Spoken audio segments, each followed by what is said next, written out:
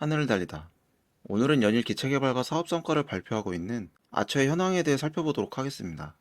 지난 한 달간 아처는 보도자료를 통해 연일 사업 성과와 개발 성과를 발표하고 있는데요. 주가 하락세에 크게 영향을 미치고 있지는 못하지만 주가 흐름이 외부 환경의 변화로 인해 다시 상승세로 전환될 경우 쌓아놓은 성과가 상승의 기폭제가 될 수 있기 때문에 현재 시점에서 지난 한 달간 발표한 성과들을 되짚어보고자 합니다. 지난 8월 8일 아처는 주 파트너사인 스텔란티스와의 계약 조건을 발표하면서 2분기 이후 2억 3천만 달러의 추가 자금을 확보한 것을 발표했는데요. 발표에 따르면 스텔란티스는 2030년까지 아처가 조지아주 코빙턴에 건설 중인 제조 공장에 최대 4억 달러까지 투자할 것을 밝혔습니다. 2030년까지면 충분히 아처가 목표로 하고 있는 연 650대 양산 능력을 확보할 때까지 지원을 받을 수 있을 것으로 보이는데요.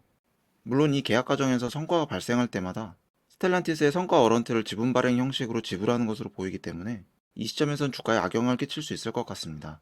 그럼에도 아처가 제조기업으로 자리 잡기까지 스텔란티스가 발을 뺄 가능성이 적은 계약이기 때문에 장기적으로 아처의 성장 가능성을 본다면 긍정적인 계약 조건으로 생각됩니다.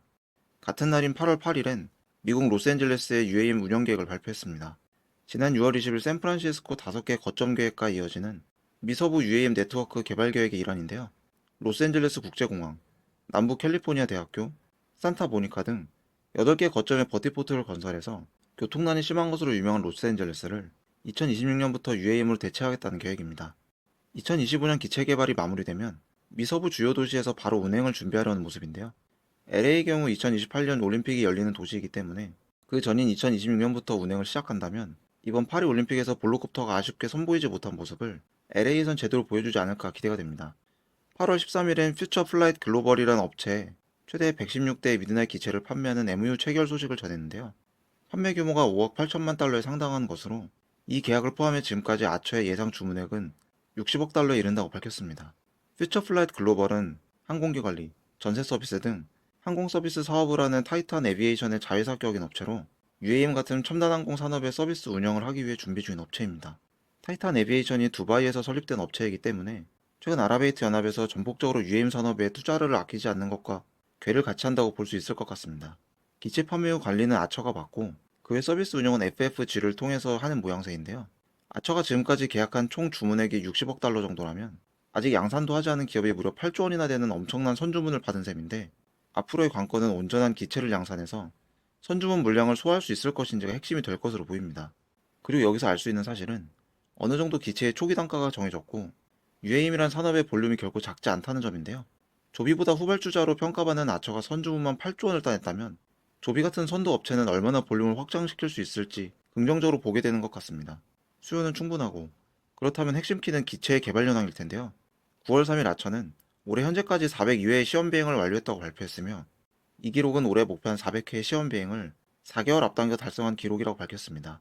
이 시험 비행은 크게 5가지 핵심 테스트 영역에 집중했는데 각각 살펴보면 먼저 전환 비행의 개선을 위해 장거리, 고속 전환 비행을 지속 수행하면서 안전한 전환 비행을 위한 데이터를 수집 개선했습니다.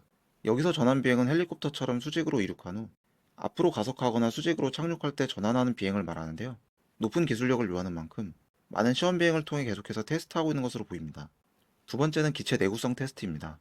시험 비행 횟수를 실제 서비스 운영과 같이 늘려서 잦은 비행으로 발생할 수 있는 내구도 감소를 테스트하는 것인데요. 자동차의 가혹 조건 테스트와 비슷한 시험으로 보면 될 것 같습니다. UAM의 경우 하루에도 많으면 10회가 넘는 비행을 할 것으로 보이기 때문에 기체 내구성은 UAM의 관리 비용 측면에서도 상당히 중요한 면으로 보여집니다. 세 번째는 착륙 프로파일 테스트인데요. 여러 바람 조건에서 착륙해보고 다양한 하강 착륙을 하면서 기체의 안정감 있는 착륙을 위한 데이터를 산출하고 개선하는 테스트 과정으로 보입니다. 일부 UAM을 비판하는 분들이 하는 주장 중에서 이비톨은 저고도 비행을 하기 때문에 순간 발생하는 바람의 영향에 매우 취약할 것이다 라는 말이 있는데 이 부분에 대한 답을 내놓기 위한 테스트 영역이라고 생각됩니다. 네 번째는 소음 측정 테스트입니다.